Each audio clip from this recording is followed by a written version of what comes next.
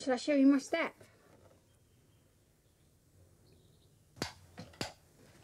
So long, farewell, every day's energy. So long. Det er fandme for langt.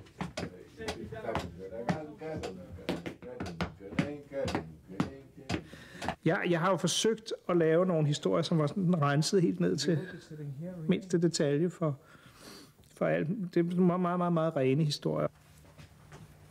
There's a sad song of clanging from the clock in the hall and the bells and the steamboat to boom boom. De historier, som kun er klichéfyldte, bliver der lavet masser af, ikke? Mit mål har så været at lave nogen, som man kunne acceptere, ikke? Altså, så må man ikke stå af. Og det er jo måske bare ved at menneskeliggøre tingene en lille smule.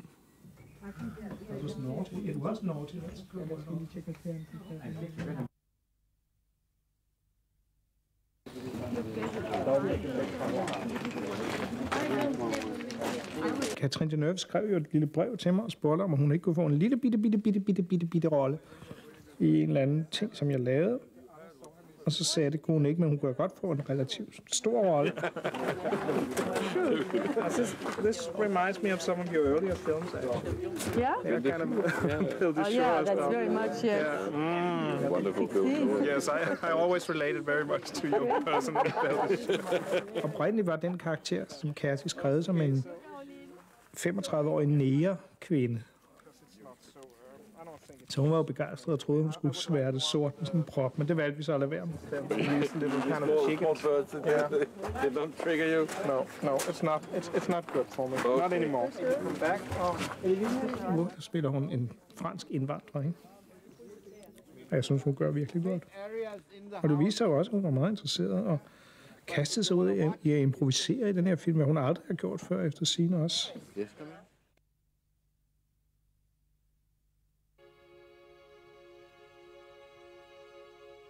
Og Selma laver jo også en film.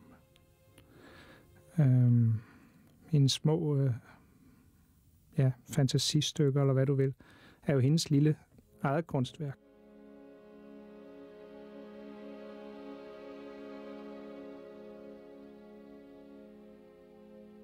Hun er i stand til at se livet igennem et musical-filter, som hun selv lægger ned over. Men hvor denne musical normalt ville, prise de store, perfekte ting, så er det ligesom de små menneskelige fejltagelser, der bliver prist her. Hun dyrker det menneskelige, kan man sige, og ønsker at dyrke det menneskelige.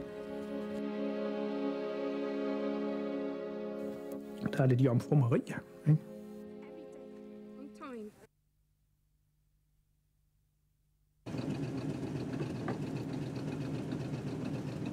Jeg må sige, at når jeg selv står med kameraet, så er jeg en medspiller. Fordi så bliver jeg betragteren, og så kan jeg så jo også sige ting til skuespillerne undervejs, hvilket er virkelig godt. Det er en god måde. Når jeg står med et kamera mellem de der skuespillere, så bliver jeg ligeværdig på en eller anden måde. Når jeg bagefter møder dem som person, så bliver man jo jordet. Men når man går rundt der med kameraet, så er man ligesom noget. Og de er jo også lidt bange for det. Man kan jo altid være ondskabsfuld med kameraet. Det skal man jo være lidt ondskabsfuld, ellers så får man ikke noget ud af det. Lidt ondskabsfuld, synes jeg.